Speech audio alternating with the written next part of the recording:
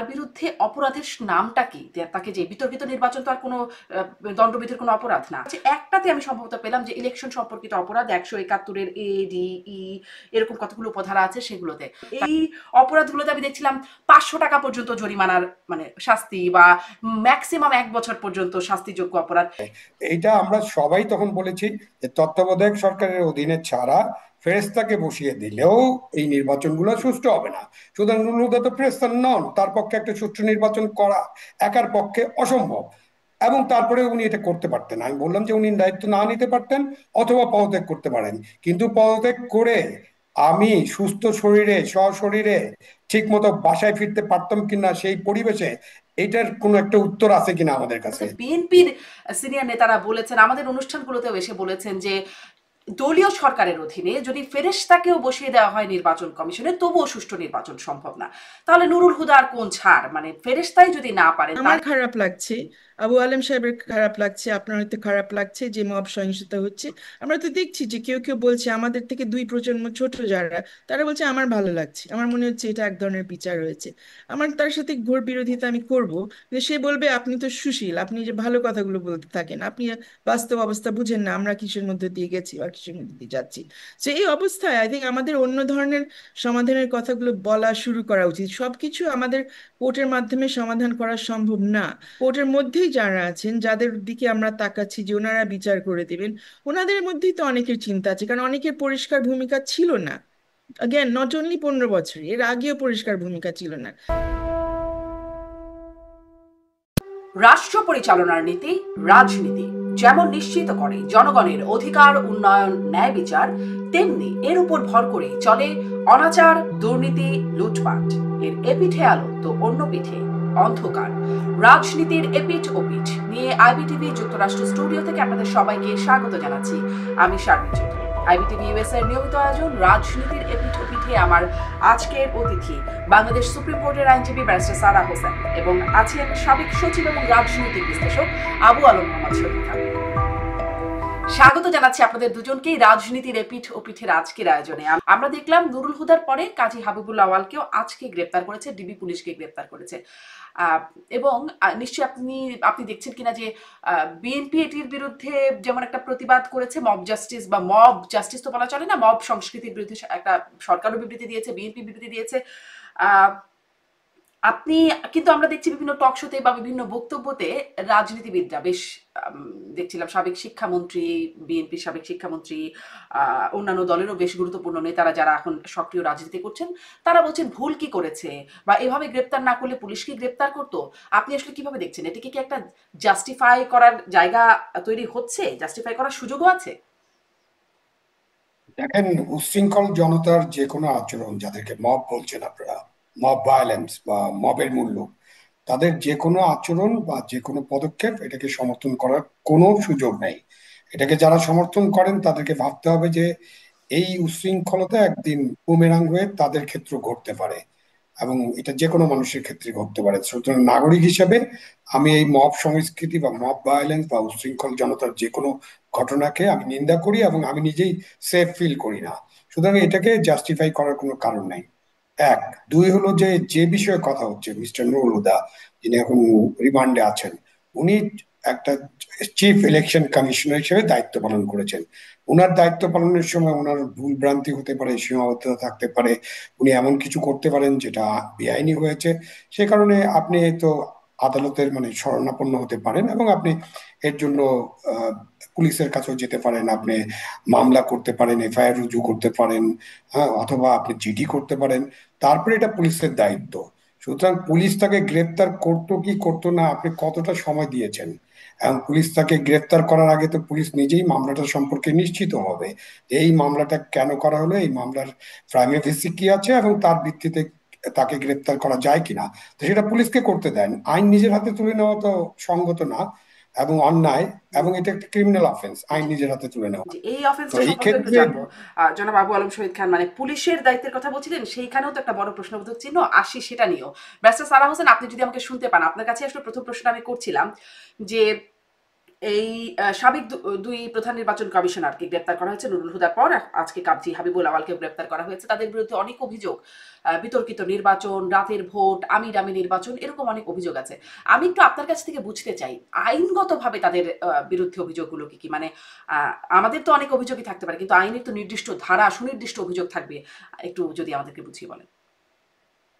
আসলে অভিযোগ যাই থাকুক না কেন, আসলে প্রশ্নটা হচ্ছে যে প্রত্যেক অভিযোগের জন্য সাথে সাথে গ্রেফতার করতে হচ্ছে কেন? মানে আপনার গ্রেফতার করারও তো একটা যুক্তি থাকা উচিত। অন্যান্য দেশে আমরা দেখি যে গ্রেফতার করা হয় যখন মনে করা হয় যে কাউকে আসলে বাইরে থাকলে অন্যরা অন্যরা তখন নিরাপদ থাকবে না। কিন্তু আমাদের দেশের প্রবণতা হচ্ছে যে আপনি একদম একটা সবচাইতে তুচ্ছ একটা বিষয় থেকে শুরু করে সবচাইতে গুরুতর বিষয়ের ক্ষেত্রে তো অন্তত সেই ক্ষেত্রে তো যৌক্তিক করা, কিন্তু তুচ্ছ বিষয় থেকে শুরু করে সব ধরনের অপরাধের জন্য আমাদের ইনস্ট্যান্ট রিফ্লেক্স অ্যাকশনই হচ্ছে গ্রেফতার করে ফেলা। সো আই থিঙ্ক এই জায়গা নিয়ে প্রশ্নটা তোলা উচিত যে এটা কেন করা হচ্ছে। এবং এটা কেন এখন করা হচ্ছে, এটা তো নতুন কিছু না। বাংলাদেশে এটা আমরা দেখেই আসছি, গত 15 বছর ধরেও হয়েছে, তার আগেও হয়েছে। যে প্রশ্নটা আই থিঙ্ক সেই জায়গায় আমাদের নেওয়া উচিত যে পুলিশ কেন এভাবে বিহেভ করে এবং কারা চায় তারা এইভাবে বিহেভ করে, আর যারা আমরা সাধারণ পাবলিক আমরা কেন এটা নিয়ে সোচ্চার হই না। মানে এক একজন বিশিষ্ট ব্যক্তি নিয়ে যখন হয়, এখন হাবিবুল আওয়াল সম্পর্কে হয়েছে, সাথে হয়েছে, আমরা অনেকে এটা নিয়ে কথা বলবেন, আবার কেউ কেউ মনে করবেন যে না, ওয়াই নট, মানে যেহেতু তারা মনে করছেন ওনারা অনেক খারাপ কাজ করেছেন, নির্বাচন যেভাবে পরিচালনা করেছেন অথবা করেন নাই। সো প্রশ্নটা হচ্ছে যে মানে আমাদের অপেক্ষা করা উচিত না বিশিষ্ট ব্যক্তিদের ক্ষেত্রে এগুলো হওয়ার জন্য? প্রত্যেক ঘটনা নিয়ে আসলে কথাটা বলা উচিত, বাট এটা নিয়ে আনফর্চুনেটলি আমাদের সেরকম কোনো মনে হচ্ছে না। আপনাদের মিডিয়ারও খুব একটা ইন্টারেস্ট আছে, আর আমাদের সাধারণ নাগরিকের খুব একটা ইন্টারেস্ট আছে না, নাগরিক সমাজে আছে কয়েকটি মানবাধিকার সংগঠন বলতে থাকে, এর বাইরে কোনো আলোচনাই নেই বা আমি কোনো একটু আসলে এই ব্যবস্থা। আলোচনাটায় যেতে চাই, আপনি যেহেতু এটা একটু বুঝিয়ে বলবেন। আমি আসলে প্রথমে জিজ্ঞাসা করছিলাম আইনগতভাবে তাদের অপরাধের জায়গাগুলো কি কি, সেটা যদি আরেকটু আপনি আমাদেরকে বলেন। এবং আপনি গ্রেপ্তার প্রসঙ্গে বলছেন, মানে এই গ্রেপ্তার কাকে করা হবে আর কাকে না, এটি আসলে কার সিদ্ধান্ত? কারণ আমরা দেখলাম আহ, সাবেক রাষ্ট্রপতি আব্দুল হামিদ, তার বিরুদ্ধেও মামলা আছে। তিনি দেশ ছেড়ে গেলেন, তখন আবার তিনি দেশ থেকে ফিরেও আসলেন। ওই সময় অনেক নাটক হয়েছে, যাই হোক সেটা নিয়ে যদি পরবর্তীতে আসবো। কিন্তু তাকে গ্রেপ্তার করা হলো না, হুট করে নুসরাত ফারিয়াকে তারপরে গ্রেপ্তার করে ফেলা হলো, একজন অভিনেত্রী। তারপরে সেলিনা হায়াত আইভি, সাবেক মেয়র, তাকে হঠাৎ করে ওয়ারেন্ট ছাড়াই তাকে কি গ্রেপ্তার করে ফেলা হলো, মানে ওই ঘটনার পর পর। আবার মানে অনেককেই গ্রেপ্তার করা হয়ও না, আহ, আগেও পরেও এর ঘটনা আছে। কিসের উপর নির্ভর করে যে কাকে গ্রেপ্তার করা হবে আর কাকে হবে না? ম্যাডাম এক্স্যাক্টলি, আপনি রিসেন্ট কিছু কিছু ঘটনা এখানে উল্লেখ করেছেন। আমি আবার আপনাকে একটু পিছনের দিকে ফিরিয়ে নিয়ে যাই। কয়েক বছর আগে করোনার সময় দেখলেন যে লেখক মোশতাককে তুলে নেওয়া হলো একটা ফেসবুক পোস্টের জন্য, একটা বক্তব্যের জন্য। একজন কার্টুনিস্ট কিশোর, ওনাকে আটকিয়ে ফেলা হলো। তখনও কিন্তু খুব বেশি লোকজন কথা বলেনি এবং সেম প্রসেস ফলো করা হয়েছে। ইনফ্যাক্ট আরো বাজে প্রসেস গুলো, মধ্যরাতে তাদেরকে নিয়ে ফেলা হয়েছে, জেলখানায় ফেলে দেওয়া হয়েছে। মুশতাক তো মারাই গেলেন জেলখানার মধ্যে ওই অবস্থায়। সো এই প্রসেসটা অ্যাজ আই সেড নতুন কোনো প্রসেস না। আপনি এখন মব ভায়োলেন্স নিয়ে কথা বলছেন, এই ভায়োলেন্সটা স্টেট ভায়োলেন্স হিসেবে আমরা দেখেছি যে রাষ্ট্রীয় বিভিন্ন কর্তৃপক্ষের নির্দেশে এই কাজগুলো আগে হয়েছে। হুম। এখন যেটা দেখছি কোনো কোনো ক্ষেত্রে, অধিকাংশ ক্ষেত্রে ইনফ্যাক্ট আই থিঙ্ক আমরা দেখছি যে রাষ্ট্রীয় পর্যায়ে মামলাগুলো করা হয়নি, কোনো ব্যক্তি বিশেষ মামলাটা করেছেন। তারপরে ইন্টারেস্টিংলি যে প্রশ্নটাতে আপনি আসছেন, যে কোনো কোনো ক্ষেত্রে পুলিশ সোচ্চার হয়ে, সেখানে অতি সোচ্চার হয়ে সেখানে গিয়ে গ্রেফতার করে আটক টাটক সব করে ফেলছে, অন্যান্য ক্ষেত্রে তারা করছে না। এর মধ্যে রাষ্ট্রের বিষয়টা যদি আমরা দেখি, সরকারি পর্যায়ে একাধিকবার পুলিশ কমিশনারের কাছ থেকে, আইজিপি মহোদয়ের কাছ থেকে আমরা দেখেছি বিভিন্ন ধরনের প্রজ্ঞাপন জারি করা হয়েছে, বিশেষ করে জুলাই হত্যা মামলার ক্ষেত্রে বা জুলাই কেন্দ্রিক যে কোনো মামলার ক্ষেত্রে, মানে জুলাই অগস্টের সময় আন্দোলন কেন্দ্রিক যে মামলাগুলো, যে এমনি এমনি কাউকে যাতে গ্রেফতার না করা হয়। দুর্ভাগ্যবশত এবং আমরা সেটা একটা প্রচেষ্টা ছিল যাতে এই ধরনের হয়রানিটা একটু কমে, যাতে যে কথাটা একটু আগে আলম সাহেব বলছিলেন যে বিবেচনা করে তদন্তপূর্বক তারপরে যাতে গ্রেফতার, যদি প্রয়োজন হয় তারপর গ্রেফতার যাতে করা হয়। কিন্তু আনফর্চুনেটলি ওই ওই প্রজ্ঞাপনটা এর মাঝে হাইকোর্ট থেকে ওটা করে ফেলা হয়েছে, স্থগিত করে ফেলা হয়েছে। তারপরেও আমরা দেখছি যে একটা পিক এন্ড চুজ, মানে সিলেক্টিভ অবস্থা হচ্ছে, কখন কাকে ধরে কখন কাকে ধরে না। আমি এই বলবো এটা পিক অ্যান্ড ভালো চুজটা যে আসলে কার সবাইকে সিদ্ধান্ত? ধরছে না। সেটা কি পুলিশ নিচ্ছে এই সিদ্ধান্ত, নাকি অন্য পরিষ্কার কোথা না, থেকে আসছে?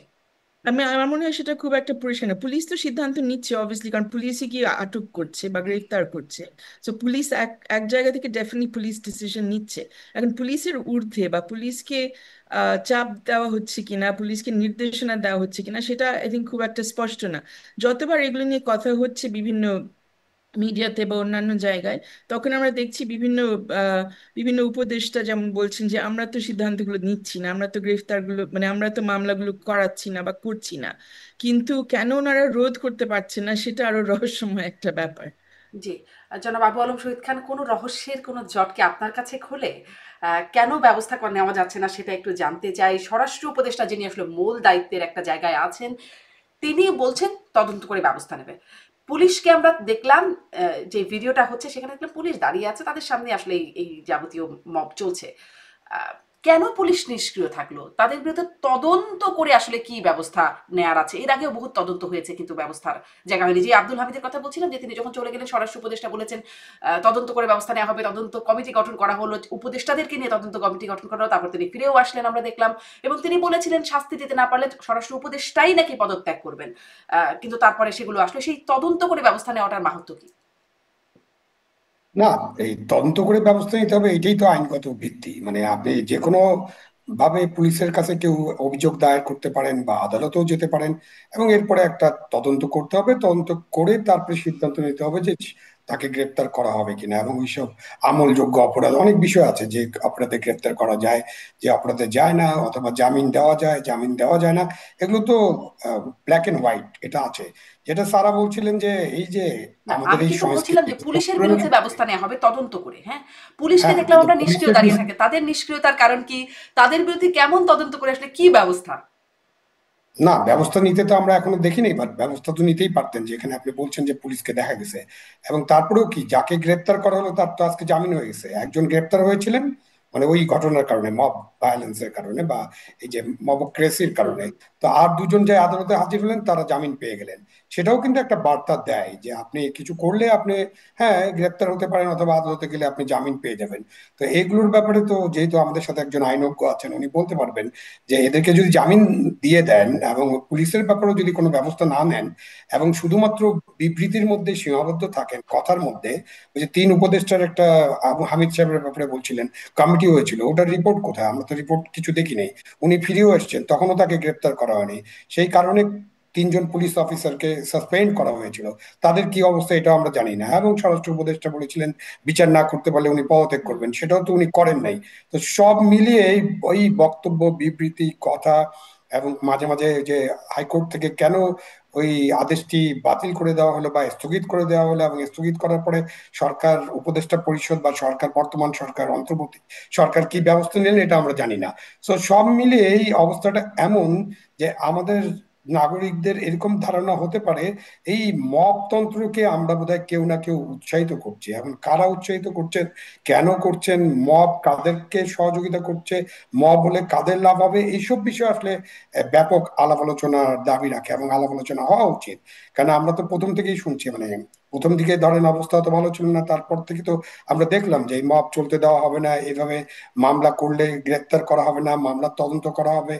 এই 10 মাসের মধ্যে তদন্ত করে কোনো একটা মামলাতে তদন্তের পরে তদন্ত রিপোর্ট আদালতে দেওয়া হয়েছে কিনা আমার জানা নেই।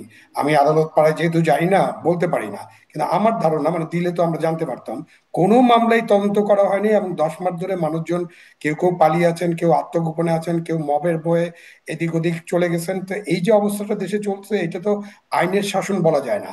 সুতরাং আইনের শাসন, আমাদের 24-এর গণ অভ্যুত্থানের কথা যদি বলি, তার তো কিছু স্বপ্ন ছিল, তার কিছু লক্ষ্য ছিল, এবং আইনের শাসন। আমরা এখন বলছি না গত 15 বছর, 17 বছর, বা ধরেন কেউ কেউ বলেন গত 54 বছরই নাকি দেশে আইনের শাসন ঠিক মতো ছিল না।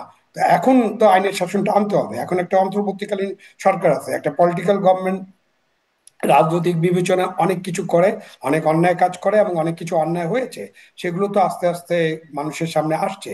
তো এখন যদি আমরা আইনের শাসন প্রতিষ্ঠার ব্যাপারে মনোযোগী না হতে পারি, অথবা ওটাকে জোর দিতে না পারি, বা সেখানে কঠোর হতে না পারি, শুধুমাত্র বক্তৃতা, বিবৃতি দিলাম, একটা স্টেটমেন্ট করে দিলাম, তারপরে আমাদের কাজ শেষ, এইটা জি হলে তো জি, এইভাবে তো জনাব আবু চলতে আলম পারে শহীদ না। খান, ধন্যবাদ। আমি আসলে ওটাই, যে এটা কি বক্তব্য বিবৃতি শুধুমাত্র, নাকি এটা আসলে কোনো মিনিংফুল কিছু তদন্ত করে ব্যবস্থা নেওয়া হবে? এই বক্তব্যটাকে একটা ডায়লগ, নাটকের ডায়লগের মতো একটা প্রচলিত ডায়লগ, নাকি এটির মাহাত্ম্য আদৌ আছে? এটি একটু বোঝার জন্য চেষ্টা করছিলাম। আমি ব্যারিস্টার সারা হোসেন, আপনার কাছ থেকে আবার ওই যে যারা আসলে জামিন পেয়ে গেলেন, আমরা দেখছিলাম আমি ওই যে ৩ জনকে গ্রেপ্তার করা হয়েছে এই উম, একজনকে গ্রেপ্তার আর দুইজন হাজিরা দিয়েছেন কোর্টে আচ্ছা, গিয়ে। ৩ জনকে জামিন জামিন দেওয়া হয়েছে শেষ, জামিন আমি দেওয়া হয়েছে। খবরটা দেখছিলাম, জি। ৩ জন জামিন পেয়েছেন, ৩ জনই স্বেচ্ছাসেবক দলের সদস্য। যে তারা যারা মব সহিংসতার সাথে জড়িত, তারা জামিন পেয়ে গেলেন। তাদের অপরাধটা কি ছিল, মানে তাদের অপরাধগুলো কি জামিনযোগ্য অপরাধ কিনা? আবার অন্যদিকে নুরুল হুদা বা হাবিবুল আওয়াল, তারা এখন গ্রেপ্তার হয়ে আছেন। নুরুল হুদা তো রিমান্ডেই আছেন। তাদের অপরাধটা কি, তাদের অপরাধটা কি জামিনযোগ্য কিনা, মানে আদালতের সামনে কি উপস্থাপন হচ্ছে? আমরা আসলে রাস্তার চিত্রটাই শুধু দেখছি, যে মব হচ্ছে সেটা নিয়ে কথা বলছি, একটু আদালতের চিত্রটা আপনার কাছ থেকে বুঝবো ব্যারিস্টার সারা হোসেন।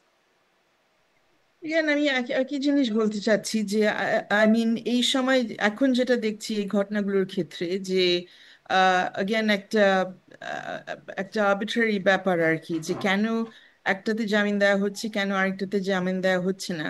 আর আরেকটা বিষয় যে দেখছি যে অনেক ক্ষেত্রে নিম্ন আদালত একেবারে এই যে এখনই যে বললেন কয়েকজনের ক্ষেত্রে দিয়ে দিল, একদিকে আমরা বলতে পারি যে নিম্ন আদালত যে জামিন দিচ্ছে সেটাকে স্বাগত জানাই, কারণ আসলে আমরা অনেক সময় দেখি যে নিম্ন আদালত কোনোভাবেই কোনো সিদ্ধান্ত নিতে পারে না জামিন দেওয়ার পক্ষে, তার তার রিফ্লেক্সই হচ্ছে জামিন না দিই, আমি বাঁচি, অন্য কেউ এই বিষয়গুলো দেখুক। অধিকাংশ ক্ষেত্রে তো তাই দেখা যাচ্ছে, আগেও দেখা গেছে।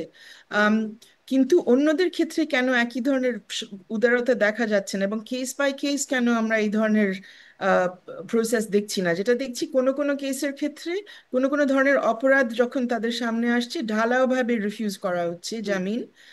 বা অনেক ক্ষেত্রে দেখা যাচ্ছে যে মেবি ওই ব্যক্তির ব্যাকগ্রাউন্ডের কারণে জামিনগুলো ঢালাওভাবে নাকচ করা হচ্ছে, যেটা আমাদের আসলে খুব প্রয়োজন। আমরা কথা বলে যাচ্ছি সব ব্যাপারে র্যান্ডমলি এক একটা জায়গায়, আবু আলম সাহেব দেখি অনেক জায়গায় কথা বলেন, আমি মাঝে মুক্তি বলি, কিন্তু যেটা খুব প্রয়োজন আমাদের আসলে তথ্য প্রয়োজন। আমাদের কাছে সামনে ওইরকম ইন্ডিভিজুয়াল কেসেস গুলো আছে। আই থিঙ্ক কোর্ট থেকে এখন আমাদের কংক্রিট তথ্য দেওয়া উচিত যে কয়টা জামিনের আবেদন হয়েছে। ফর এক্সাম্পল জুলাই হত্যাকাণ্ডের ক্ষেত্রে কয়টাতে ওনারা আদৌ জামিন দিয়েছেন, কতগুলোতে ওনারা একেবারে স্টে করে দিচ্ছেন। কিছুদিন আগে আমরা জুলাই হত্যাকাণ্ড বা জুলাইয়ের বিভিন্ন ঘটনা নিয়ে কথা বলছি, কারণ ওই ক্ষেত্রে এগুলো বেশি দেখা যাচ্ছে, বা জুলাই পরবর্তী এর আগের কিছু ঘটনা দেখবেন।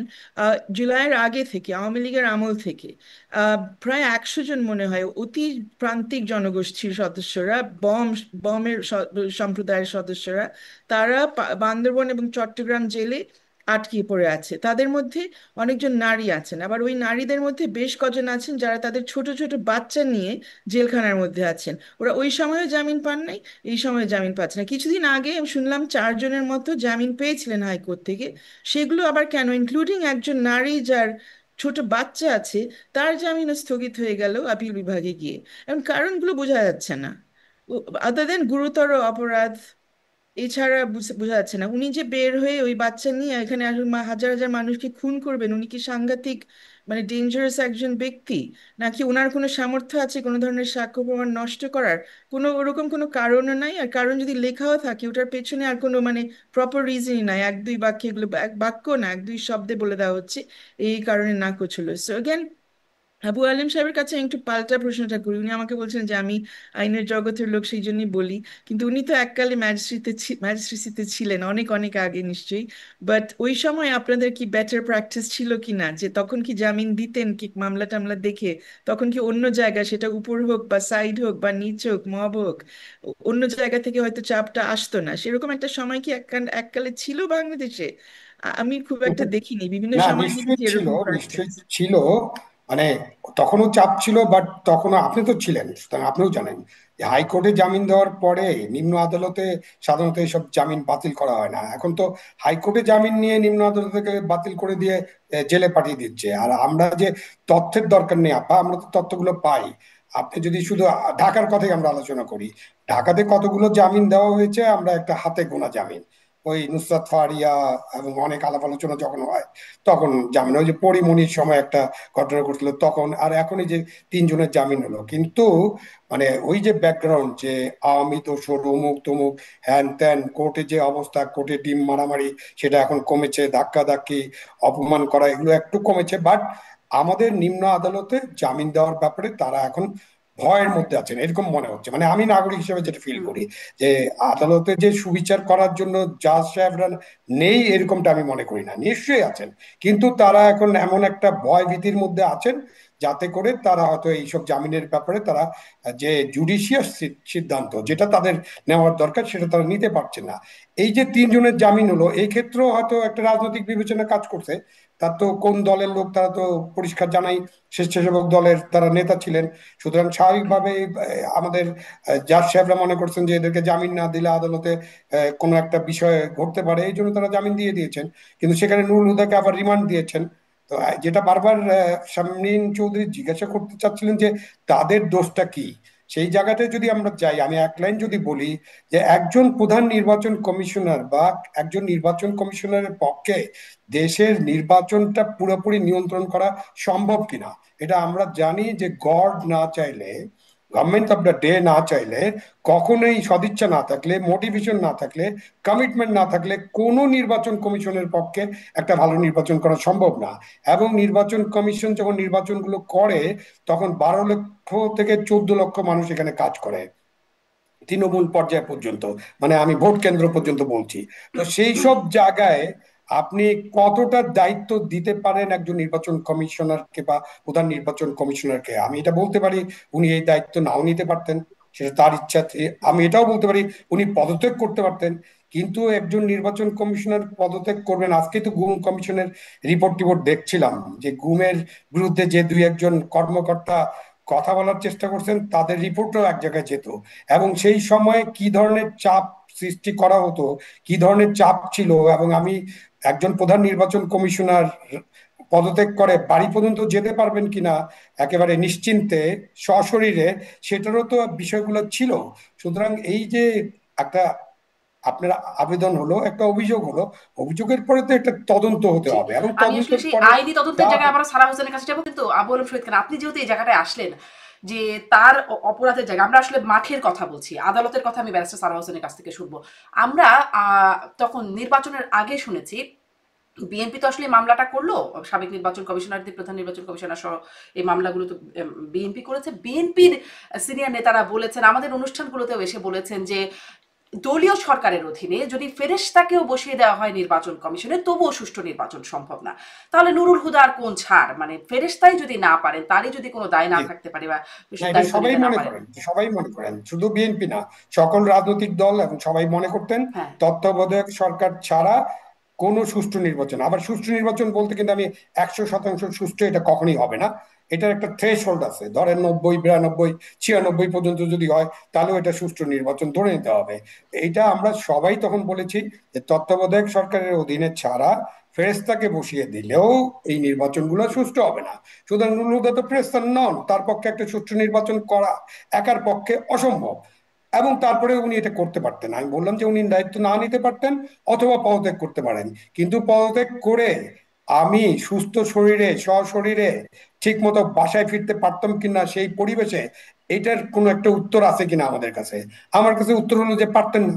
তার উপর অনেক চাপ থাকতে পারে, আমরা তো কিছুই জানি না। এখন উনি যখন কোর্টে যাবেন, উনি যখন আইনজীবীর মাধ্যমে কথা বলবেন, নিশ্চয়ই উনি ওটা বলার চেষ্টা করবেন, বলতে পারবেন হয়তো, বা হয়তো কোনোদিনও জি, বলবেন না, তিনি কিন্তু কি যতটুকু ধরনের বলেছেন তিনি চাপের তার মুখে। দায় অস্বীকার করেছেন, শপথ ভঙ্গ করেছেন কিনা তিনি বলেছেন করেন নাই। নিশ্চয়ই তিনি সাংবিধানিক দায়িত্বে ছিলেন, চাপ যতই থাকুক আমাদের তো প্রত্যাশা তিনি দায়িত্ব পালন করবেন। কিন্তু আদালতের জায়গায় আবারও যাই, ব্যারিস্টার সারা হোসেন, আদালতের জায়গায় যে আমি আসলে খোঁজার চেষ্টা করছিলাম যে তাকে কোন অপরাধ, তার বিরুদ্ধে অপরাধের নামটা কি, তাকে যে বিতর্কিত নির্বাচন তো আর কোনো দণ্ডবিধির কোনো অপরাধ না, তার অপরাধটা কি আমি একটু গণমাধ্যমে কোথাও স্পষ্ট হতে পারছিলাম না যে তাকে আসলে কোন ধারায় গ্রেপ্তার করেছে। একটাতে আমি সম্ভবত পেলাম যে ইলেকশন সম্পর্কিত অপরাধ 171-এর এ ডি ই এরকম কতগুলো উপধারা আছে সেগুলোতে তাকে মানে তার বিরুদ্ধে অভিযোগ। আপনি কি এটা আমাদেরকে বলতে পারেন, আপনি কি আসলে বিষয়টা খোঁজ নিতে পেরেছেন যে কিসে আসলে তাদের কারণ এই অপরাধগুলোতে আমি দেখছিলাম 500 টাকা পর্যন্ত জরিমানার মানে মানে শাস্তি বা ম্যাক্সিমাম 1 বছর পর্যন্ত শাস্তিযোগ্য অপরাধ, এরকম আসলে দেখছিলাম। মানে তাহলে অপরাধের গ্র্যাভিটিটাও একটু বোঝার জন্য আসলে এই প্রশ্নটা বারবার করছি। সেখানে একটু অন্য অন্য মানে অন্যভাবে একটু জবাবটা দেওয়ার চেষ্টা করি আপনাকে।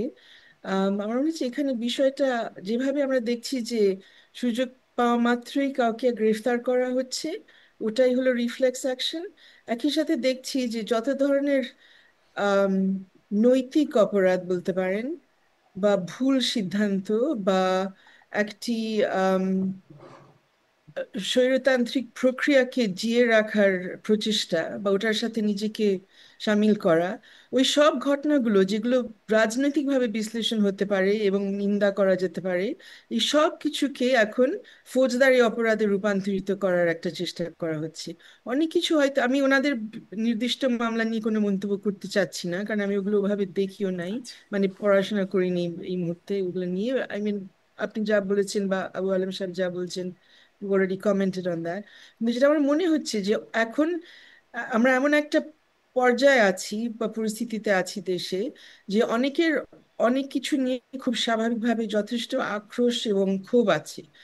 আম, এবং নির্বাচন এ অংশগ্রহণ না করতে পারা এত বছর ধরে, আহ নির্বাচনে প্রতিনিধিত্ব না করতে পারার সুযোগ, মানে সুযোগ থেকে বঞ্চিত হওয়া যারা রাজনীতি সরাসরি করেন, এবং নাগরিক যারা ভোট দিবেন ভোট থেকে বঞ্চিত হওয়া, সেটার জন্য সারা দেশব্যাপী অনেকের মধ্যে অনেকে আছে যারা হয়তো এগুলো নিয়ে বদেন না, চিন্তা করছেন না, ওনারা মাইন্ড করেন না কি হয় না হয়, কিন্তু অনেকে আছেন যারা খুবই মাইন্ড করেন এবং মনে করেন যে তারা তাদের তাদের অধিকার থেকে বঞ্চিত হয়েছে। তো তারা আবার দেখছে যে এই এই অবস্থার খুব আশু সমাধান হচ্ছে না, মানে আমাদের এখনো পরিষ্কার না কবে নির্বাচন হবে, কে কিভাবে অংশগ্রহণ করতে পারবে, সবাই মিলে আসলে অংশগ্রহণ করতে পারবে কিনা সেটাও এখন পর্যন্ত পরিষ্কার না। সো এই পরিস্থিতিতে, এবং যেখানে আমরা দেখছি যে বিভিন্ন ধরনের আসল অপরাধ যেগুলো হয়েছে, এই যে জুলাইয়ের হত্যাকাণ্ড বা তার আগের গুম, আমরা এখন যেগুলো নিয়ে কথা বলছি, স্বেচ্ছাচারীভাবে আটক করা, অনেক দিনের জন্য কাউকে বিনা বিচারে আটক রাখা, এই ঘটনাগুলো তো ঘটে গেছে, শুরু হয়নি অগস্ট 5 তারিখে। এগুলোর জন্যও কিন্তু কোনো বিচার এখন পর্যন্ত হয়নি। অনেকের মামলা না হয় বাতিল করা হয়েছে, কারো কারো মামলা প্রত্যাহার করা হয়েছে, কিন্তু সেভাবে জবাবদিহিতার মধ্যে সেভাবে কাউকে আনা হয়নি এখন পর্যন্ত। ক্ষতিপূরণ টতিপূরণ এগুলো তো দূরের কথা। সো ওই পরিস্থিতির মধ্যে একটা মানে সাংঘাতিক একটা বিচারহীনতার অবস্থার মধ্যে দিয়ে যখন আমরা এসেছি, এবং আমরা যেখানে দেখছি যে বিচারের যে মানুষের আকাঙ্ক্ষা আছে, একই সাথে তারা দেখছে খুব একটা সম্ভাবনা অনেকে দেখছে না, মনে করছে যে কে জানে কবে এই বিচারটা হবে, এটা আমি দেখতে পারবো কিনা। এই অবস্থার মধ্যে এটা খুব অস্বাভাবিক না যে যে যার মতো এখানে একটা কোনো একটা ব্যবস্থা করে নেওয়ার চেষ্টা করছে। এখন আমার খারাপ লাগছে, আবু আলেম সাহেবের খারাপ লাগছে, আপনার হয়তো খারাপ লাগছে যে মব সহিংসতা হচ্ছে। আমরা তো দেখছি যে কেউ কেউ বলছে আমাদের থেকে 2 প্রজন্ম ছোট যারা, তারা বলছে আমার ভালো লাগছে, আমার মনে হচ্ছে এটা এক ধরনের বিচার হয়েছে। আমার তার সাথে ঘোর বিরোধিতা আমি করব, যে সে বলবে আপনি তো সুশীল, আপনি যে ভালো কথাগুলো বলতে থাকেন, আপনি বাস্তব অবস্থা বুঝেন না, আমরা কিসের মধ্যে দিয়ে গেছি আর কিসের মধ্যে দিয়ে যাচ্ছি। তো এই অবস্থায় আই থিঙ্ক আমাদের অন্য ধরনের সমাধানের কথাগুলো বলা শুরু করা উচিত। সবকিছু আমাদের কোর্টের মাধ্যমে সমাধান করা সম্ভব না। জ্ঞান আমার চাইতে আবু আলম সাহেব আরো ভালো জানেন what is the situation in the courts. উনি ভয়ভীতির কথাটা তো বললেন। কোর্টের মধ্যেই যারা আছেন, যাদের দিকে আমরা তাকাচ্ছি যে ওনারা বিচার করে দেবেন, ওনাদের মধ্যেই তো অনেকের চিন্তা আছে, কারণ অনেকের পরিষ্কার ভূমিকা ছিল না। again নট অনলি 15 বছর, এর আগেও পরিষ্কার ভূমিকা ছিল না। যে যখন ক্ষমতায় গেছে তার কথা অনুযায়ী তারা চলেছেন, তারা তো এরকম সিলেক্টিভ কাজ অনেকদিন ধরে করে এসেছেন, এই জন্য তারা দেখছি তারা এখন পাল্টা সিলেক্টিভ কাজ করছেন। হুম। অন্যদিকে যারা ধরেন আরো একটু বেশি বিবেকবান, তারা আবার ভাবছেন যে আমি যদি এখানে যেটা আমার বিবেক আমাকে বলে করতে হবে, আইন আমাকে বলে করতে হবে, সেটা করতে গিয়ে আমি দেখবো 5 মিনিট পরে আমার চেয়ার নাই। তো তাদের তো ভাবতে হচ্ছে এই ব্যাপারটাই। আর এখানে আমরা অন্যরা যারা এই আইনের জগতের সাথে জড়িত আছি, উকিল টুকিল দিতে, আমরা কি সাপোর্ট দিতে পারছি, সিকিউরিটি দিতে পারছি? তা তো পারছি না। যে যার ধান্দা নিয়ে আছে, ব্যবসা নিয়ে আছে। আমরা যেটা আমরা আশা করতে পারতাম যে আমাদের নেতৃত্বে যারা থাকেন, ওনারা রাজনৈতিক ব্যক্তিবর্গ হতে পারেন, আইনজীবীদের মধ্যেও তো নেতৃত্ব দেওয়ার লোকজন আছেন, ওনারা মিলিয়ে যদি এখানে একটা পরিস্থিতি সৃষ্টি করতে পারতেন যেখানে আমরা নিশ্চিত করতে পারতাম যে এখানে একটা স্বচ্ছ প্রক্রিয়ার মাধ্যমে ঠিক করা হবে। অ্যাজ আই সেড, আমরা ক্রান্তিকালীন অবস্থায়, চেঞ্জেস আর নেসেসারি, পরিবর্তন প্রয়োজন, কিন্তু পরিবর্তন করার একটা মানদণ্ড থাকবে এবং সেই মানদণ্ড অনুযায়ী আমরা চলবো। সেটা যদি আমরা পারতাম তাহলে আমরা এই ধরনের পরিস্থিতি হয়তো দেখতাম না। আমরা তো প্রথম দেশ না যারা এরকম একটা ক্রান্তিকালীন পর্যায়ের মধ্যে দিয়ে গেছি, তাই না? অন্যরাও গেছে, বাট আমরা পার্টিকুলারলি মানে একটা ডিস্টার্বিং পরিস্থিতির মধ্যে আছি, যেহেতু আমরা এরকম কোনো প্রসেস ফলো করছি না, এক এক সময় এক একটা জিনিস হয়ে যাচ্ছে। আর অনেক কিছু এই যে ফৌজদারি মামলার মাধ্যমে সমাধান করার চেষ্টা করা হচ্ছে, আসলে যেটা ফৌজদারি কোনোভাবে মামলার ভালো। বাইরে কেমন সমাধানের কথা আপনি বলছেন সেই বিষয়টা একটু জানবো, কিন্তু এটা একটু শুনে নেই যে এই যে ভয়ের কথা বলছেন, আপনিও বলছেন, আবু আলম শহীদ খানও বলছেন যে আদালতের মধ্যে তাদের মধ্যেও একটা ভয়ের কাজ করে, যে সেটা আমরা যদি গত শাসনামলের কথাও বলি, আপনি বলছিলেন কিশোর মুশতাক, তাদের কথা, তাদের জামিন হয় না, বা আরো যাদের আসলে খুব মানে সাদা চোখে মনে হয় কেন জামিন হয় না, মানে দেখতাম তাদের দিনের পর মানে জামিনের শুনানির পর শুনানি হচ্ছে কিন্তু জামিন হয় না তাদের। এখন আবার দেখছি কারো কারো জামিন হয়ে যায়, জঙ্গি নেতাদের বা দাগি আসামিদের 5ই আগস্ট সরকার পতনের পর জামিন হয়ে গেল, একের পর এক জামিন হচ্ছে, তখন এটা আবার খুব আলোচনায় আসলো। কিন্তু সিনিয়র সাংবাদিক, শিক্ষক গ্রেপ্তার হচ্ছেন, তাদের জামিন হচ্ছে না। আবার এই যে হুট করে রিমান্ডে চলে যাচ্ছেন, অপরাধ থেকে সেটা ঠিক মতো আইনে সংজ্ঞায়িত হচ্ছে না, মানে রিমান্ডে হয়ে যাচ্ছে। আগে না হয় বুঝতাম যে এটি আসলে একটা দলীয় সরকার ছিল ক্ষমতায়, তো সরকারের ইচ্ছা। এখন তো সরকার আসলে অনেক কয়েকজন ব্যক্তির সমন্বয়, একটা দল না। এখন কোথা থেকে ঠিক আসলে এই ইচ্ছাটার বহিঃপ্রকাশ বা ইশারাটা কোথা থেকে আসে? আদালত যদি ভয় থাকে, পুলিশ যদি ভয় থাকে, মূল ভয়হীনভাবে ইশারাটা কে করছে? প্রশ্ন আমার কাছে। জি জি। হ্যাঁ, আহ, ভয় তো আসছে বিভিন্ন জায়গা থেকে। অ্যাজ আই স্যার, একটা ভয় হচ্ছে যে যারা নিজেরা খুব একটা স্বচ্ছ ভূমিকা পালন করেন নাই অতীতে, তারা আরো বেশি একটু ভয়ে আছেন যে তারা যদি এখন ওনাদের কথা মানে যেটা তারা মনে করছে এক এক ধরনের পাবলিক সেন্টিমেন্ট বা কোনো কোনো জনগোষ্ঠীর পাবলিক সেন্টিমেন্ট, সেটার এগেনস্টে যেতে চাচ্ছে না। সো ফর এক্সাম্পল, আমরা দেখছি এই যে জুলাইয়ের এই গণহত্যা নিয়ে অনেক ধরনের মামলা হয়েছে। এক তো আইসিটির মামলা হয়েছে, বাট পাশাপাশি সাধারণ বিভিন্ন আদালতে যে মামলাগুলো হয়েছে হত্যা, দাঙ্গার, বিভিন্ন জিনিসের, বিভিন্ন ধরনের অপরাধের জন্য, সেখানে অনেকজনকে সেখানে জড়িত করা হয়েছে। তদন্ত শেষ হয়নি কোনো মামলায়, কোনো চার্জশিট আসেনি, কোনো ফাইনাল রিপোর্ট আসেনি, আসাটাও মুশকিল মামলাগুলো যেভাবে সাজানো হয়েছে। এগুলো না আসা পর্যন্ত বারবার আমরা কোর্টে শুনছি না জামিন দেওয়া যাবে না, জামিন দেওয়া হলে তদন্ত কিন্তু নষ্ট হবে বা তদন্তের স্বার্থে জামিনটা দেওয়া যাবে না। কিন্তু যেটা আলম সাহেব শুরুতেই বলছিলেন যে তদন্তের দিকে তো আমরা দেখছি না খুব একটা কিছু অগ্রসর হচ্ছে। সো এটা নিয়ে আই থিঙ্ক আমরা সবাই একই কথা বলে যাচ্ছি অনেক দিন ধরে, বাট আর একদিকে হ্যাঁ, 10 মাস আবার বেশি দিনও না কোনো বিচার সম্পন্ন করার জন্য এরকম গুরুতর অপরাধের ক্ষেত্রে। বাট যেখানে আমরা দেখছি যে গুরুতর অপরাধের বিচার করতে গিয়ে একদম চোখের সামনে দেখা যাচ্ছে নানান ধরনের নতুন অপরাধ সৃষ্টি হচ্ছে, মানে বিনা বিচারে কাউকে আটক রাখা একটি অপরাধ, তাই না? অবশ্যই সেটার জন্য আপনি ইনস্ট্যান্ট রিলিফ না পেতে পারেন, বিকজ কোর্ট আপনাকে জামিন দিচ্ছে না, এক সময় তো আপনি রিলিফ পাবেন, এক সময় তো এটার জন্য কাউকে জবাবদিহিতার মধ্যে আনতেই হবে। সো সেটা নিয়ে কেন আরো গুরুত্ব দেওয়া হচ্ছে না, এটা কি কেন মানে সবচাইতে জরুরি বিষয় হিসেবে দেখা হচ্ছে না, সেটা আমি বুঝতে পারছি না। কারণ এখানে আমরা দেখছি যেটা আপনি বললেন, অনেককে এখন আটক রাখা হচ্ছে, যেই সব মামলায় তাদেরকে আটক রাখা হয়েছে সেই মামলায় তাদের বিরুদ্ধে আসলে কোনো ধরনের আলামত পাওয়া যায়নি, পেয়ে যাওয়ার কথাও না। মানে অনেকের ক্ষেত্রে এরকম তথ্য কোর্টগুলোর কাছে তো দেওয়া হচ্ছে যে উনি ওই সময় ছিলেনই না, দেশে ছিলেন না বা ওই জায়গায় ছিলেন না, রামপুরায় ছিলেন না, উত্তরায় ছিলেন না, ওনার পক্ষে এগুলো করাই সম্ভব ছিল না। এগুলো বলা সত্ত্বেও, হাজার প্রমাণ সামনে থাকা সত্ত্বেও জামিনটা হয় না। আর এই জন্য এটা এখন যেটা হচ্ছে, নট অনলি জামিনটা হচ্ছে না, বা জামিন হচ্ছে না বিধায় অনেকে একটা অনিশ্চয়তার মধ্যে তাদের জীবন কাটিয়ে দিচ্ছেন। মানে না মাথাচাড়া দিতে পারছেন, না কাজ করতে পারছেন, না ব্যবসা বাণিজ্যের মধ্যে ঢুকতে হুম। পারছেন। এটা এটা শুধু অস্থিতিশীল অবস্থা না, এটার জন্যেই নতুন করে আক্রোশ এবং ক্ষোভ তৈরি হচ্ছে। জি। যারা না হয় অস্বীকার করতেন এক সময় অন্তত যে জুলাইয়ের হত্যাকাণ্ডের সাথে তাদের কোনো না কোনো ভূমিকা ছিল, হুম। তারা হয়তো সরাসরি জড়িত ছিল না, প্ররোচনা দিয়েছে অথবা অন্যদিকে মুখ ফিরিয়ে নিয়েছে, মুখ খুলে নাই, ওই কথাগুলো যাদের বলা উচিত ছিল, বলার সুযোগ করে দেওয়া উচিত ছিল, এখন তারা ওগুলোর মধ্যে আর ঢুকবে না। খালি নিজেরা কিভাবে এখন ভিকটিম হয়েছে সেটা নিয়ে তারা ব্যস্ত হয়ে পড়বেন। আমি সেই জন্যই বলছি যে এই যে শুধুমাত্র ফৌজদারি হুম। অপরাধের কথা না বলে আমাদের দেশে কি হয়েছিল, কি ঘটলো জুলাই অগস্ট, এটার সাথে আমরা সবাই কোনো না কোনো ভাবে জড়িত। আমরা রাস্তায় থাকলেও, আন্দোলন করলেও আমরা তো বন্ধ করতে পারিনি সেই সেই খুন খারাপি সেই সময়, তাই না? সেই গুলি চালানো। তো সেটার জন্য ইন সেন্স আমি সবার কোনো না কোনো দায়িত্ব আছে।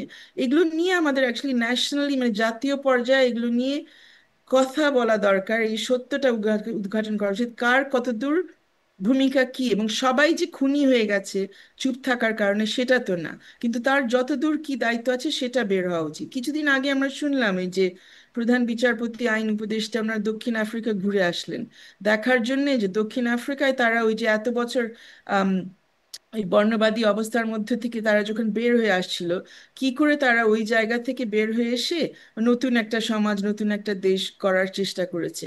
সেখানে তো তারা ইনফ্যাক্ট ফৌজদারি অপরাধ থেকে একটু দূরে থেকে যে অন্যভাবে তারা সমাধান করার চেষ্টা করেছে।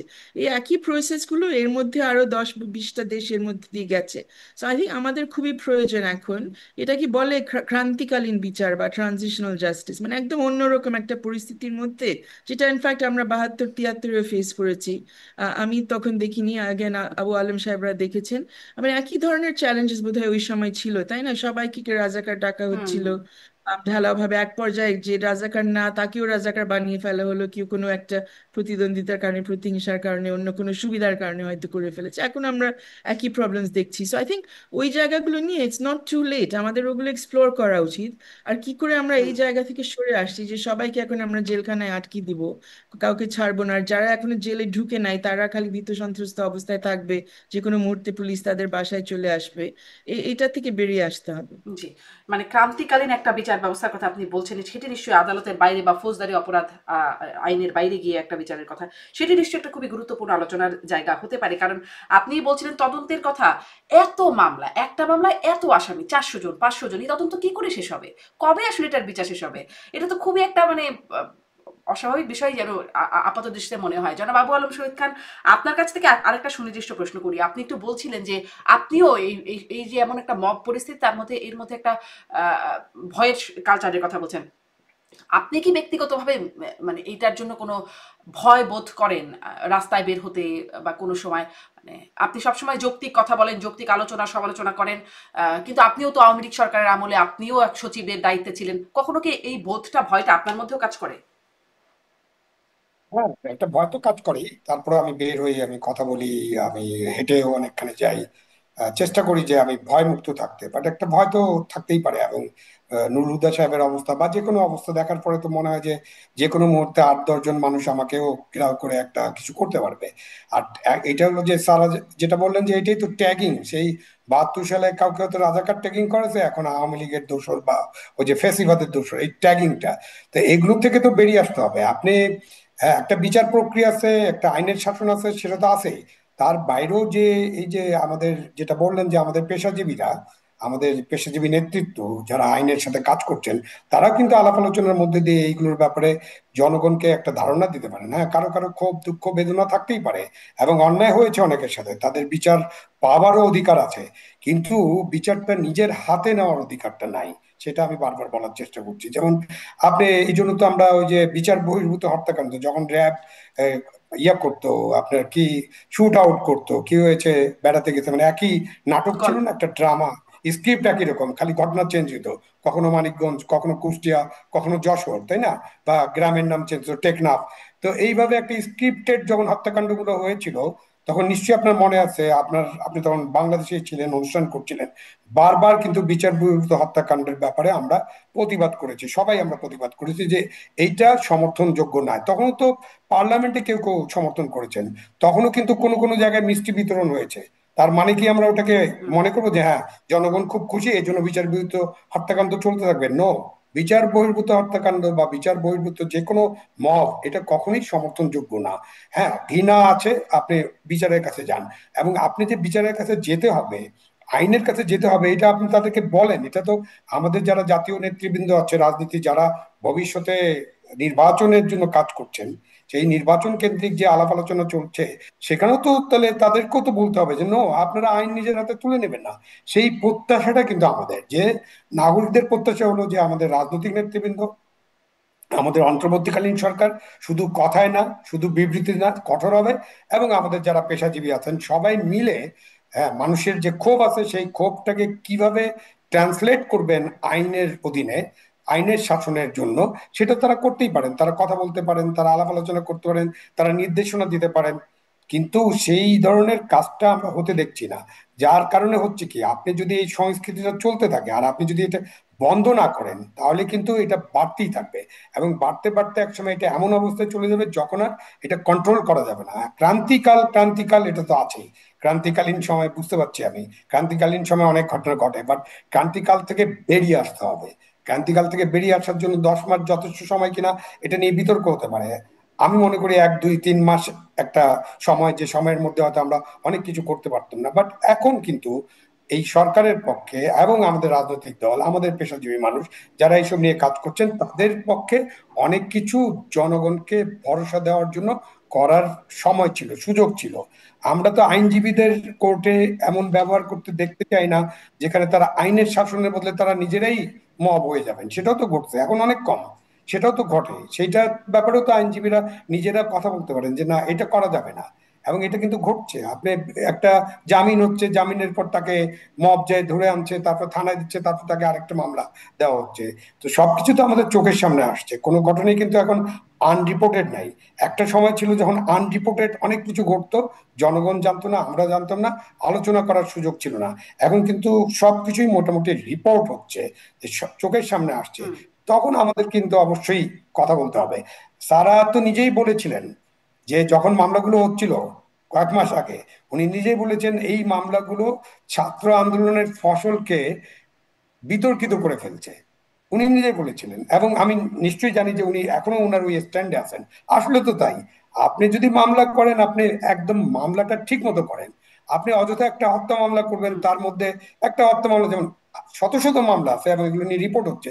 একটা মামলার কথা দেখলাম যে এটা ঢাকায় যে সময় উনি খুন করেছেন, একই সময় চট্টগ্রামেও খুন করেছেন, হুম। মানে একই সময় একই লোক। যে ঢাকায় সকাল 10:30টার সময় উনি একজনকে গুলি করে হত্যা করেছেন, মানে গোলাগুলি হচ্ছে, একজন মারা গেছেন, তিনি যুক্ত ছিলেন। উনি নাকি চট্টগ্রামে বহদ্দারহাটে ওই সময় এই কাজটা করতেছেন। তাই না? তো এই জিনিসগুলো তো পরিষ্কার পরিচ্ছন্ন আলোচনা হওয়া দরকার, এবং এগুলোর কিন্তু একটা তদন্ত, দ্রুত তদন্ত হওয়া উচিত। তদন্ত তো করা সম্ভব, অনেক সময় লাগবে, বাট একটা হুম। দ্রুত তদন্ত হওয়া উচিত।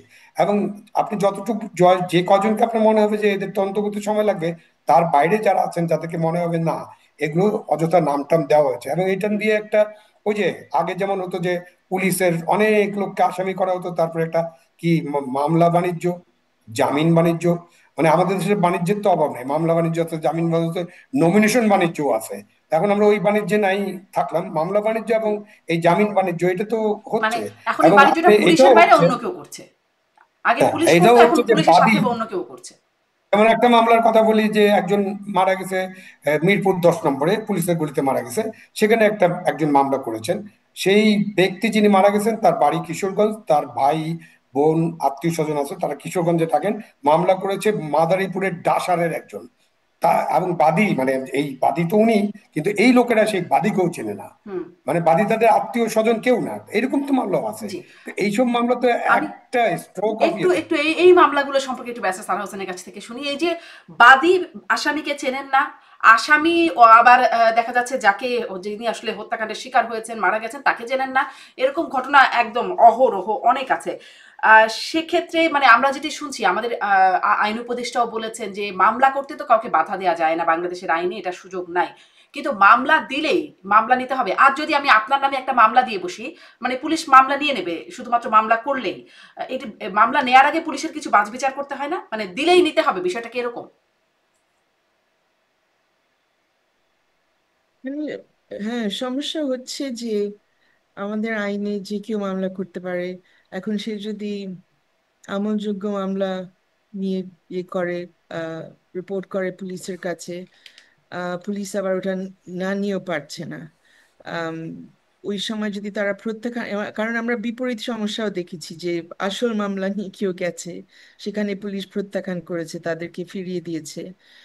আমরা কিছুদিন আগেও দেখলাম যে বিভিন্ন জন যাচ্ছেন বিভিন্ন বিষয় নিয়ে, এমনকি জুলাইয়ের হত্যাকাণ্ড নিয়ে এরকম হয়েছে, কয়েকজন গেছেন মামলা নিতে, জেনুইন ভিকটিমস, তারা দিতে পারেন নাই। সো দুই প্রবলেমই আছে। আবার অন্যদিকে মানে যে জায়গাটাতে হাত দেওয়া দরকার, যে পুলিশ যে গ্রেফতার, সেম পয়েন্টে আমরা আসছি, ওরা যে গ্রেফতার করে ফেলছে এটার পরে, এখন এটাও তারা বলতে পারে যদি গ্রেফতার না করেন, আবার কেউ কেউ প্রশ্ন তুলতে পারে যে আমলযোগ্য মানে অপরাধ এবং গুরুতর অপরাধ, সেখানে পুলিশ গ্রেফতার করতে যাচ্ছে না কেন। সেটা নিয়ে as I said, I think আমরা ঘুরপাক খাচ্ছি বারবার, মানে চেষ্টা হচ্ছে এটা রোধ, চেষ্টা হয়েছিল ব্যাক ইন সেপ্টেম্বর এটা রোধ করার জন্য। এখন আমরা এসে গেছি জুলাই মাসে, প্রায় সমাধান আসেনি। কয়েক মাস সপ্তাহ আগে আমরা দেখলাম আইন মন্ত্রণালয় থেকে একটা উদ্যোগ নেওয়া হয়েছে। আই থিঙ্ক ইদানিং আইন উপদেষ্টা আবারও বলেছেন যে ফৌজদারি কার্যবিধি এখন সংশোধন করার একটা প্রচেষ্টা চলছে। যে ফৌজদারি কার্যবিধি যদি সংশোধন করা হয় তাহলে ওই শেষ পর্যন্ত মানে ওই এটার জন্য অপেক্ষা করতে হবে না যে পুলিশ একটা তদন্ত রিপোর্ট দিবে, তদন্ত রিপোর্টের মাধ্যমে যাদেরকে বাদ দিবে তারা তখন রেহাই পাবে। আরো আগে একটা প্রাথমিক তথ্য, প্রাথমিক তদন্ত রিপোর্ট তারা দিবেন। আম, এখন এটা এটা নিয়ে পক্ষে বিপক্ষে বলা হচ্ছে। কেউ কেউ বলছে যে প্রাথমিক হোক বা চূড়ান্ত হোক, মানে যে কোনো পর্যায়ে আবার ওই সেম প্রবলেম হবে। কেউ কেউ চাপ দিবে, কেউ কেউ বাণিজ্যের একটা সুযোগও তৈরি হয়ে যাবে, আর দুই সুযোগ হবে, দুইবার সুযোগ হবে বাণিজ্য করার, প্রাথমিক এবং চূড়ান্ত তদন্ত রিপোর্টের ক্ষেত্রে। কিন্তু মানে আই থিঙ্ক আমার মনে হচ্ছে যে এটা চেষ্টা করা উচিত, যদি সংশোধনটা করেও তাও একটা ব্যবস্থা নিতে পারে। আর আরেকটা পয়েন্ট একটু ফিরে আসতে চাই, আপনি এর আগে বলছিলেন যে মামলাগুলো যেভাবে সাজানো হয়েছে সেখানে আদৌ তদন্ত হবে কিনা বোঝা যাচ্ছে না। কিন্তু এখন একটা বিষয় একটু ভিন্ন আছে এবারে, যেটা আমরা আগে অত বেশি দেখিনি, ইভেন ইভেন কয়েক বছর আগে এই সুযোগ আমাদের সামনে ছিল না। এখন আপনার ভিডিও এভিডেন্স, মোবাইল ফুটেজ, এগুলো এখন আসলে কোর্টে জমা দেওয়া যায় এবং কোর্ট এগুলোর আমলে নিতে পারেন। এগুলো কিছুদিন আগ পর্যন্ত আমাদের আইনও সংশোধন করা হয়নি, এটা সম্ভব ছিল না। তো এটা এখন যেহেতু সম্ভব, এবং যেহেতু আমরা জানি যে মানে probably lakh lakh pieces of footage আছে যেগুলো উই নো যে আইসিটির কাছে এগুলো যাচ্ছে, but I personally don't know যে যারা সাধারণ মামলাগুলো, মানে সাধারণ বলতে দণ্ডবিধির এই এই হত্যা মামলাগুলো যারা আম, তদন্ত করছেন তারা ওই ধরনের সাক্ষ্য প্রমাণ পাচ্ছেন কিনা, দেখছেন কিনা। কারণ ওগুলো দেখলে আসলে আগে যেভাবে মানে অন্যভাবে যে তদন্ত করা হতো সেটার হয়তো প্রয়োজন হুম। হবে না, অনেক কিছু আপনি এটা থেকে কিন্তু কিন্তু পেয়ে এভাবে যেতে কি পারবেন। দেখছেন, মানে তো আদালত কি আসলে এগুলো আই কতটা? ডোন্ট নো, আই হ্যাভ আমি নো একটু এখানে আইডিয়া। এই প্রশ্নটা এই কারণে করতে চাই, একটা তথ্য দিই যে আমরা এটা নিয়েও অনেক আলোচনাও হচ্ছে যে আমরা দেখি আদালত সাবেক প্রধানমন্ত্রী শেখ হাসিনার বিদেশ যাত্রা নিষেধাজ্ঞা দিচ্ছেন, সাবেক পররাষ্ট্রমন্ত্রী হাসান মাহমুদ তার স্ত্রীর সস্ত্রীক তাদের বিদেশ যাত্রা নিষেধাজ্ঞা দিচ্ছেন, যেখানে একদম সবাই আমরা জানি যে তারা বিদেশে গেছেন, বেশ আগেই গেছেন, কিভাবে গেছেন সেটারও অনেক আলোচনা হয়েছে সেটা নিয়ে। এখন আদালত এই আদেশ দিচ্ছেন, মানে ভিডিও এভিডেন্স, অডিও এভিডেন্সের কথা আপনি বলছেন, এগুলো নিতে পারেন আদালত। আদালত এই সময় এসে এরকম নির্দেশনা দিচ্ছেন, তাদের বিদেশ যেতে নির্দেশনা দিচ্ছেন, না মানে যেতে না দিতে নির্দেশনা, বাধা দিতে। কিসের উপরে আসলে আদালত তাহলে, মানে কোন জায়গায় আছে আমাদের আদালত? আহ কি কারণে এই সব মামলাগুলো দেখার জন্য বিশেষ কোনো ব্যবস্থা নেওয়া, কারণ মনে হচ্ছে বিশেষ কোনো ব্যবস্থা নেই যেভাবে চলছে। আম, মানে আমরা কাউকে পাই না যে আমাদের দৈনন্দিন কোনো একটা, আমাদের বলতে অ্যাজ আই সেড সাধারণ নাগরিকদেরকে দৈনন্দিন যে কোনো রিপোর্ট আসবে যে আমাদের এতদূর অগ্রগতি হয়েছে, এই পর্যায়ে আমরা আছি, সেরকম কোনো ব্যবস্থা দেখা যাচ্ছে না। আমার কাছে খুব মনে হচ্ছে যে কোর্টের নিজস্ব এরকম কেউ থাকতে পারতো এই হুম। জিনিসগুলো বলার জন্য, কোর্ট প্রাঙ্গণে কি হচ্ছে, মানে এই যে জামিন দেওয়া না দেওয়া এইসব ব্যাপার নিয়ে আসলে তাদের অবস্থান কি। আর ডেফিনেটলি যারা আইন আইন প্রক্রিয়ার জন্য বা এই এই মামলাগুলো পরিচালনার জন্য যাদের দায়িত্ব আছে তাদেরও দেখা উচিত। আমি আরেকটা পয়েন্ট একটু রেজ করতে চাই, সেটা নিয়ে আমরা আলাপ করিনি। আহ, সেটা যাচ্ছে আমরা অতীতেও দেখেছি, এই সময়ও দেখছি, but this is the time I think, যেটা আবু আলম সাহেব বলছেন, যেখানে কোনো সুযোগ নাই বলার যে এখন আমরা চেষ্টা করব না অন্তত এই পরিবর্তন করার, তাই না? অন্যান্য সময় রাজনৈতিক সরকার সময় বলা যেতে পারে যে তারা এভাবেই চলবে, বাট এখন একটু ভিন্নত হওয়ার কথা পরিস্থিতি। এখানে আমরা যেটা দেখছি যে পিপিরাও যে এরকম কোন কোন পিপি এমন ভূমিকা নিচ্ছেন যে যখন একজন তার সামনে, তার কোর্টের সামনে একজনকে সোপর্দ করা হচ্ছে, তখন ওই পিপি মহোদয় ওখানে আইনের বক্তব্যের মধ্যে নিজেকে সীমিত না রেখে ওই ব্যক্তি কেন্দ্রিক নানান ধরনের মন্তব্য করা শুরু করেছেন। যখন আমরা দেখেছি যে ফর এক্সাম্পল নুসরাত ফারিয়ার ক্ষেত্রে যেটা হলো, একান্তই মানে কি বলবো, এগুলো নারী বিদ্বেষী মন্তব্য বলবো করা হয়েছে সেখানে, লিটারালি মিসোজিনিস্টিক বক্তব্য। এগুলো কেন কোর্টে চলবে, তাই না? ওই আর কিছুই না করুক, কোর্ট শুড লিস্ট স্টপ ওই ধরনের বক্তব্য। এটা নিয়ে আমরা 20 বছর ধরে লড়াই করছি সব নারী সংগঠনগুলো, যে নারীর চারিত্রিক কোনো ধরনের আক্রমণ যাতে না হয়, কিন্তু কোর্টের ভেতরে এগুলো আমরা হতে দেখছি নিয়মিত।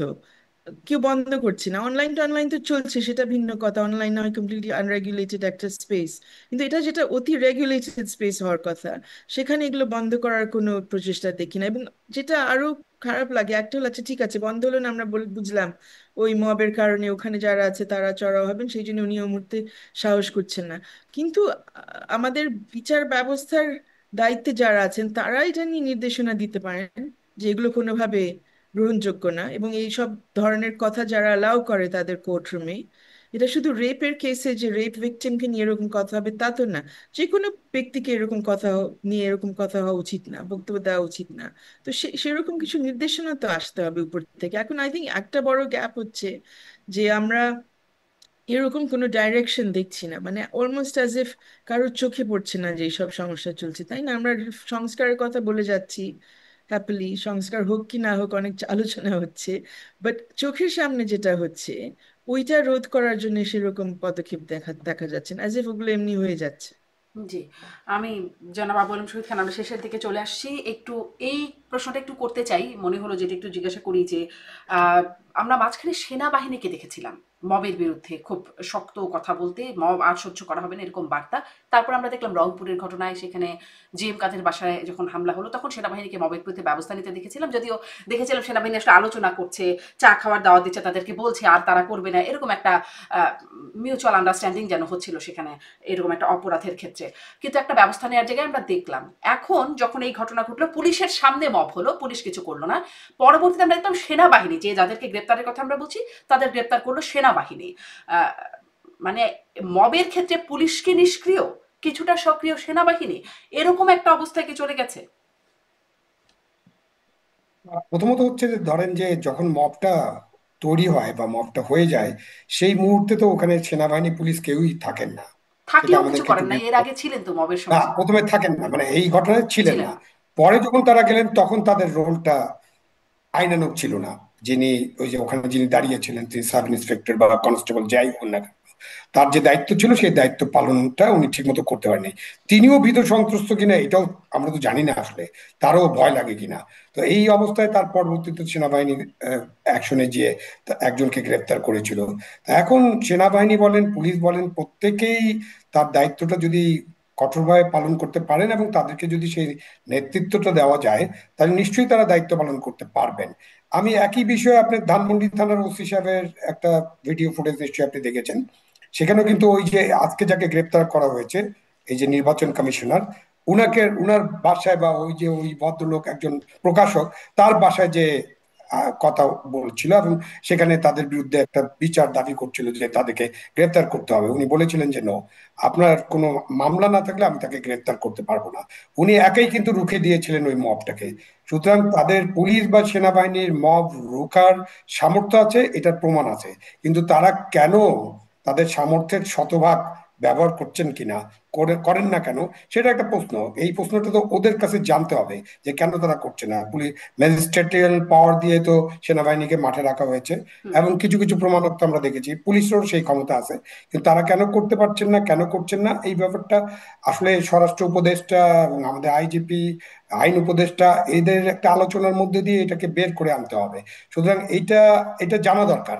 এবং এই যে জানা দরকার, সেখানে কি ওই মব কি সৃষ্টি হওয়ার পিছনে অন্য কোনো কারণ আছে কিনা, মব হলে আমাদের কারো লাভ আছে কিনা, মব হলে নির্বাচনটা পিছিয়ে যাবে কিনা, আইন শৃঙ্খলা শৃঙ্খলা অজুহাতে, এরকম নানান আলোচনা আছে কিনা। আপনি কনস্পিরেসি থিওরিতে তো অনেক আলোচনা হতে পারে। সুতরাং এই মব নিয়ে কিন্তু অনেক ধরনের আলোচনা নাগরিকদের মধ্যে আছে।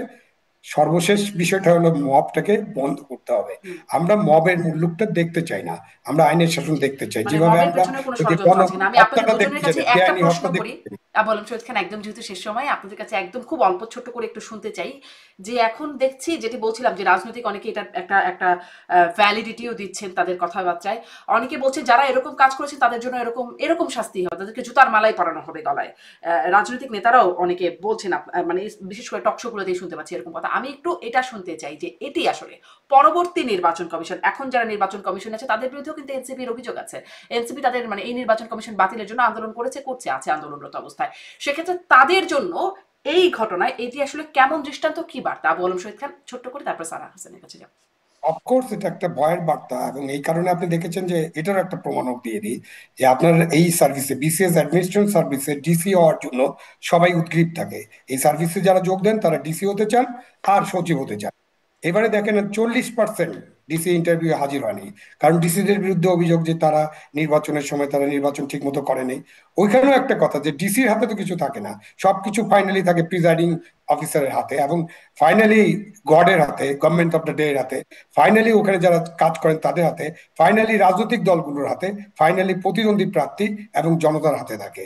সুতরাং এই যে এইসব করলে যেটা হবে যে সবাই ভয় পেয়ে যাবেন, তখন ইলেকশন করার মতো লোক টোক খুঁজে পাওয়া যাবে না। আমি জানি না বর্তমান চিফ ইলেকশন কমিশনার ভয়ে রিজাইন করে দিবেন কিনা, নাও করতে পারেন। কিন্তু যদি একটা নির্বাচন করেন এবং সেই নির্বাচন নিয়ে যদি কথা উঠে, তারপরেও যদি উনি রিজাইন না করেন, ভবিষ্যতে তার জন্য কি অপেক্ষা করছে এটা উনাকে বিবেচনা করতে হবে। জি, আমাকে যদি বলেন যে আপনি দায়িত্ব নেবেন কেন, না ভাই, আমি জুতার মালা পরার জন্য কোনো দায়িত্ব নিতে রাজি না। অনেক ধন্যবাদ ধন্যবাদ। আপনাদের। অনেক ধন্যবাদ আমি আবুল শহীদ আমি খান, দায়িত্ব স্পষ্ট। নেব না। অনেক ধন্যবাদ ব্যারিস্টার সারা হোসেন। একই কথা, আই থিঙ্ক আমাদের আস্থা ফিরিয়ে নেওয়ার জন্য এখন কাজ করতে হবে, যে আসলে অপরাধ হয়েছে অনেক ধরনের, এবং অনেক ধরনের অপরাধ, ফৌজদারি অপরাধ না হলেও নানান ধরনের অনৈতিক কাজ হয়েছে, সেটাও ঠিক। কিন্তু এগুলোর জন্য এখন আমরা যদি পুরা দেশ জাতিকে বিভক্ত করে দিই এবং সবাইকে একটা ভীতির মধ্যে রাখি, তাহলে আসলে দেশ চালানোর জন্য কেউ এগিয়ে আসবে না। আমাদের আদালতে আদালতে তো কে কেন থাকতে চাইবে, কে বিচার করতে চাইবে যদি তার ভয় থাকে যে বিচার করার জন্য, বা কাউকে, এখন আমি যদি দাঁড়াই কাউকে আইনি সহায়তা দেওয়ার জন্য, যেটা আমার পেশাগত কাজ, আমার দায়িত্ব, আপনি কোনো অপরাধ করলে আপনার পক্ষে হয়তো আমার দাঁড়াতে হবে, তাই না?